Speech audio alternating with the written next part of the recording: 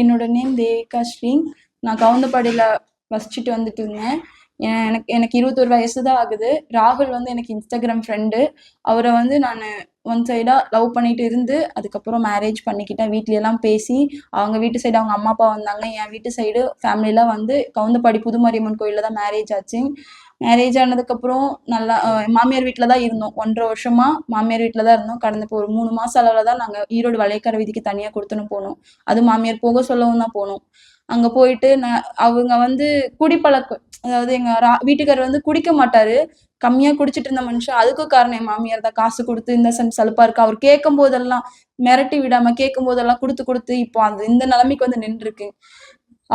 அவர் வந்து இப்போ குடிச்சு ரொம்ப அதிகமா குடிக்க ஆரம்பிச்சிட்டாரு. குடிச்சதுனாலயே இந்த பிரச்சனை ஆயிடுச்சு.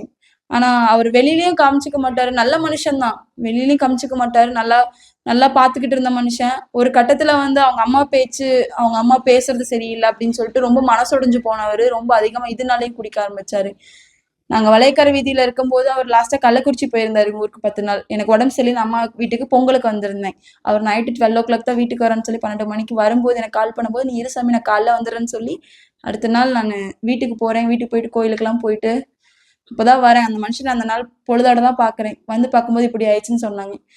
அதுக்கு எல்லாமே என் பக்கம் காரணம் காமிச்சாங்க. நான் அப்பயும் சொல்றேன், சரி என்னை விட்டுதான் என் புருஷன் போயிட்டான், எனக்கு பண்றதையாவது பண்ணுங்க, நான் பிடிச்சி அழுதுட்டாவது ஆறுதலை தீர்த்துக்கிறேன், என்னை பக்கத்துலயே விடமாட்டேன்னு சொல்லிட்டாங்க. பக்கத்துலயும் விடல. எனக்கு அங்க என்ன பண்ண வேண்டிய சீருமே பண்ண மாட்டேன்ட்டாங்க, சடங்கு எதுவுமே பண்ண மாட்டேன்ட்டாங்க. அவங்க நான் எரிக்கணும், என்னோட இதெல்லாம் நான் எரிச்சுக்கலாம், அப்போயாவது நான் அந்த சடங்கும் பண்ணிட்டு வந்துருவேன், என் தாலி நான் காலில் கட்டி விட்டு வந்துடுறேன்னு சொல்லி கூட கேட்டு பார்த்தேன். வேண்டாம், என்னை யாருமே மதிக்கல. ஒரு இடத்துல மூலையில தள்ளி நிக்க வச்சுட்டாங்க என்னைய. அப்புறம் வரவில்லை எங்க மாமனார் கூட, சரி சாமி நீ சொல்ற மாதிரி எரிச்சுக்கலாம் அப்படின்னு சொல்லிட்டு வந்தவரு.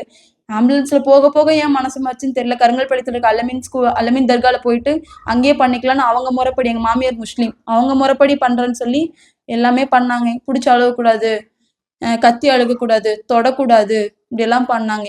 எனக்கு அவங்க சடங்கு கூட எனக்கு எதுவும் பண்ணலைங்க.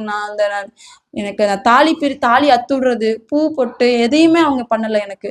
இப்ப நான் வீட்டுக்கு வரேன்னு சொல்றேன், அதை கூட வேண்டான்னு சொல்றாங்க. அவரோடது மட்டும் வேணும்னு சொல்றாங்க. அவரோட டிராஃபி வேணும், ட்ரெஸ் வேணும், அவரோட பொருள் வேணும், இதெல்லாம் கேக்குறாங்க. நான் உங்க பொண்ணா வந்து உங்க வீட்டுல நான் இருந்துக்கிறேன், உங்களுக்கும் ஒரே பையன், எனக்கு மனசுல எனக்கும் ஆதங்கம் இருக்கு, உங்களுக்கு அதை விட தான் இருக்கும், நான் ஒத்துக்கிறேன், இல்லைன்னு சொல்ல. இழந்துட்டோம். நான் வரேன்னு சொல்றேன், வேண்டான்னு சொல்றாங்க. எனக்கு எதனால இப்படி பண்றாங்கன்னு தெரியல. எனக்கு ஒரு முடிவு வேணும்னு சொல்லிதான் உங்ககிட்ட நான் வந்து நின்றுருக்கேன். எனக்கு இதுக்கு ஏதோ ஒரு முடிவு வேணும். செய்திகளை உடனுக்குடனும் துல்லியமாகவும் தெரிந்து கொள்ள சப்ஸ்கிரைப் பண்ணுங்க.